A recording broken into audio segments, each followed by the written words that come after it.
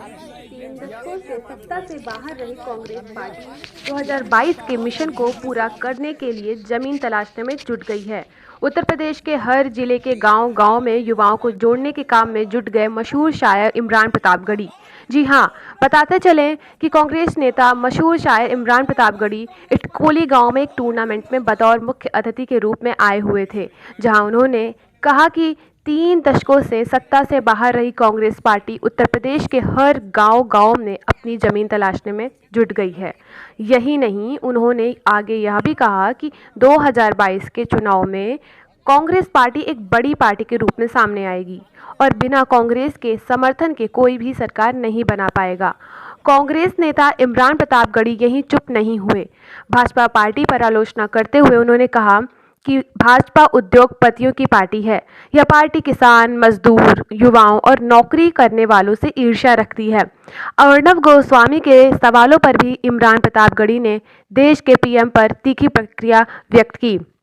उन्होंने कहा कि एक वीडियो और चैट प्रधानमंत्री का वायरल हो रहा है, जिसमें उन्होंने हमारे अर्णव और चैट में बालाकोट में हुए स्ट्राइक के जिक्र की बात की है, जिसको पूरा देश जानना चाहता है।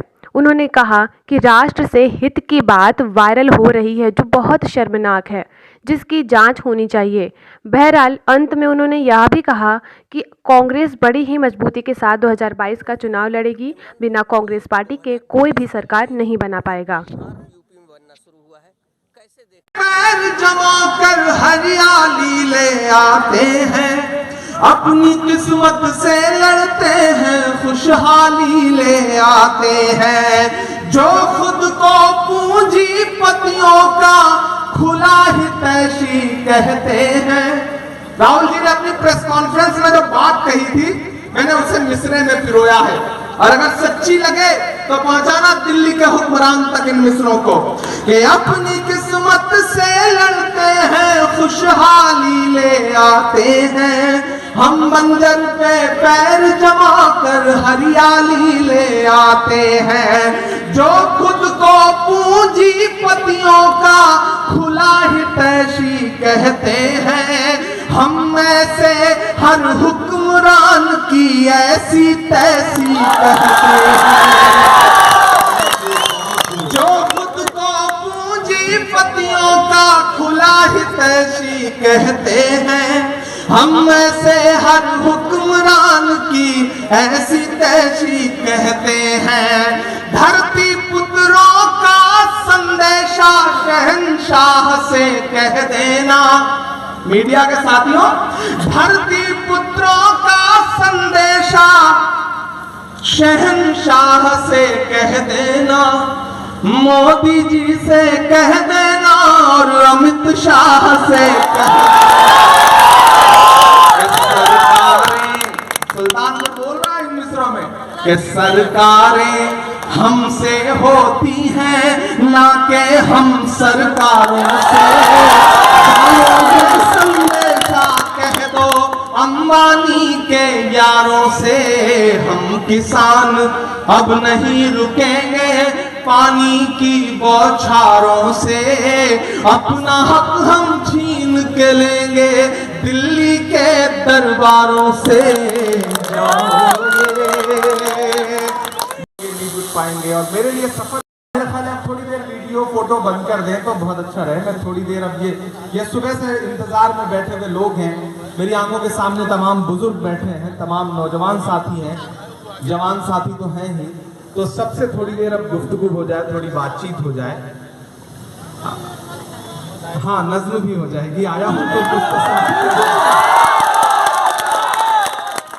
एक मुश्किल दौर में, एक ऐसे वक्त में जब चारों तरफ नफरतें सर चढ़ के बोल रही हों, जब सियासत ये कोशिशों में दिन रात लगी हुई है कि किस तरह से समाज बांटा जा सके, ऐसे वक्त में खेल एक ऐसा माध्यम है, खासतौर से क्रिकेट एक ऐसा माध्यम है कि जब आप समाज को जोड़ने की कोशिश करते हैं।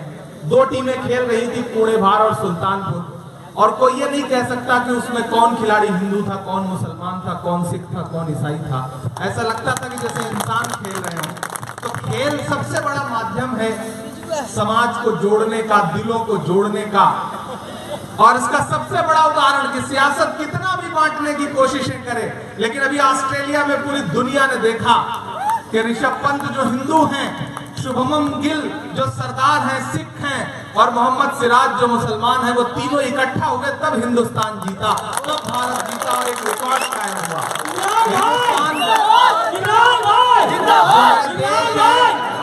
जो मेरा भारत है वो इसी एकता से मिल करके बनता है, वो इसी एक जहती से मिल करके बनता है, जहां कौन हिंदू, कौन मुसलमान, कौन सिख, कौन ईसाई, वो सब सियासत की बातें हैं। लेकिन आप जब मैदान पे उतरते हैं तो वहां सिर्फ मोहब्बत होती है, जज्बा होता है, हौसला होता है। सुल्तानपुर अमेठी ये वो इलाका है, मैं प्रतापगढ़ का हूं, ये वो इलाके हैं जहां मेरा भी बचपन गुजरा है, जहां मैंने भी क्रिकेट खेला है, इसी तरह से जहां मैंने भी लोगों के बीच में गिल्ली डंडा खेला है।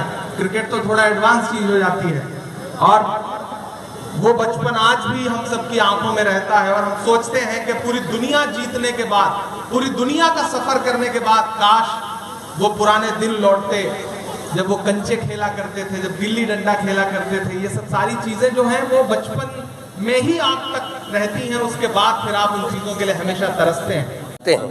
देखिए, हमारी नेता आदरणीय प्रियंका जी ने बहुत ज़मीनी स्तर पर अपनी पार्टी के संगठन को भेज करके पार्टी को खड़ा करने का काम किया।